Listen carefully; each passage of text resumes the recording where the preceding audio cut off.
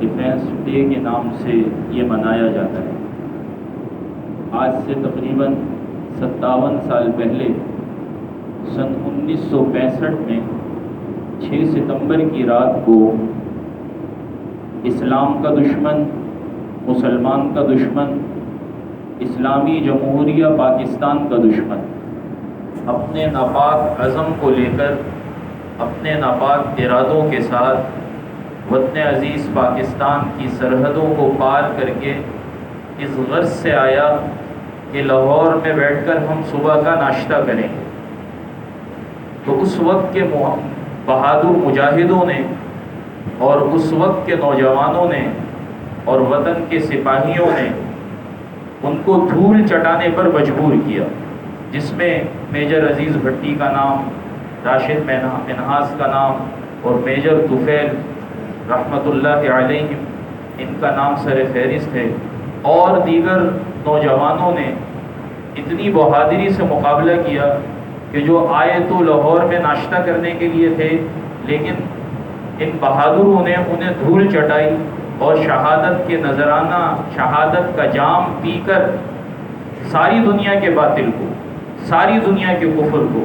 ایک چیلنج کیا، جس کو ایک شاعر نے بڑے خوبصورت انداز میں ذکر کیا ہے: اے ستمگر آجا ہنر آزمائیں، تو تیر آزما ہم جگر آزمائیں۔ دوسری بات، مسلمان کبھی بھی طاقت کے بلبوتے پر نہیں لڑا، مسلمان کبھی بھی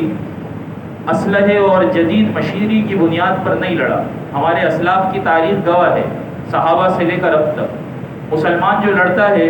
وہ جذبہ ایمانی کے ساتھ لڑتا ہے، مسلمان جو لڑتا ہے وہ جذبہ جہاد سے سرشار ہو کر لڑتا ہے، مسلمان جو لڑتا ہے وہ شہادت کا ہار، شہادت کا صحرا سر پر باندھنے کی آرزو لے کر لڑتا ہے۔ اسی وجہ سے آج تک دنیا کا کوئی باطل پاکستان کو زمینی جنگ کے اندر اور اسلام کو اور مسلمانوں کو زمینی جنگ کے اندر نہیں ہرا سکتا، اس لیے کہ قوت ایمانی سے مسلمان لڑتا ہے، جذبہ جہاد کو لے کر مسلمان لڑتا ہے۔ تیسری بات، آج کا دن ہم یوم تشکر کے طور پر منائیں، آج کا دن ہم یوم تشکر کے طور پر منائیں،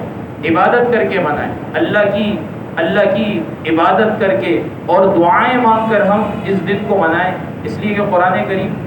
میں اللہ رب العزت فرماتے ہیں لَإِن شَكَرْتُمْ لَأَزِيدَنَّكُمْ، اگر تم شکر کرو گے تو تمہاری نعمتوں کے اندر ہم اضافہ کر دیں گے۔ تو اگر ہم یہ چاہتے ہیں کہ ہمارے ملک کی حفاظت ہمیشہ ہوتی رہے، جغرافیائی سرحدوں کی بھی اور نظریاتی سرحدوں کی بھی، اس کے لیے ہمیں من حیث القوم اجتماعی طور پر شکر ادا کرنا پڑے گا۔ اور چوتھی اور آخری بات کہ ہم اپنے آپ کا محاسبہ کریں، ہر شخص، میں بھی آپ بھی، کیا میرے اندر وہ جذبہ ایمانی آج موجود ہے؟ میرے اندر شہادت کی تمنا آج موجود ہے؟ میرے اندر جذبہ جہاد آج موجود ہے؟ اگر نہیں ہے تو پھر میرے محترم دوستو عزیزو، ہم سب کو توبہ کرنی پڑے گی، اجتماعی طور پر بھی توبہ کرنی پڑے گی، انفرادی طور پر بھی توبہ کرنی پڑے گی، اور اس توبہ کا اظہار عملاً کرنا پڑے گا۔ اس توبہ کا اظہار عملاً اس طور پر کرنا پڑے گا کہ جس غرض سے اس وطن عزیز کو حاصل کیا تھا، وہ نعرہ یہ تھا: پاکستان کا مطلب کیا؟ لا الہ الا اللہ۔ پاکستان کا مقصد کیا؟ محمد الرسول اللہ۔ اس نظام کو، جو نظام خدا نے زمین پر بھیجا ہے، اس نظام کو اپنی زمین پر اس پاکستان کے اندر جاری و ساری کرنا پڑے گا، خلافت کا نظام قائم کرنا پڑے گا۔ اور یہ جو فرسودہ نظام ہے جس کی لپیٹ کے اندر آج تک ہم 75 سال سے، جس کے اندر ہم ادھر ادھر کی ٹکریں کھا رہے ہیں اور کنویں کے مینڈک بنے ہوئے ہیں، اس نظام کو لپیٹنا پڑے گا، اور قرآن و سنت کا نفاذ جو اللہ نے آسمان سے بھیجا، جس کو محمد الرسول اللہ صلی اللہ علیہ وسلم نے زمین پر نافذ کیا، اور جس نظام کو لے کر صحابہ ساری دنیا کے اندر گئے ہیں، اس نظام کے لیے مجھے اور آپ کو تگودو کرنی پڑے گی، اور اپنے ملک کی جغرافیائی سرحدوں کی بھی حفاظت کرنی پڑے گی اور نظریاتی سرحدوں کی بھی حفاظت کرنی پڑے گی۔ اللہ پاک ہم سب کو جذبہ ایمانی نصیب فرمائے، اور جذبہ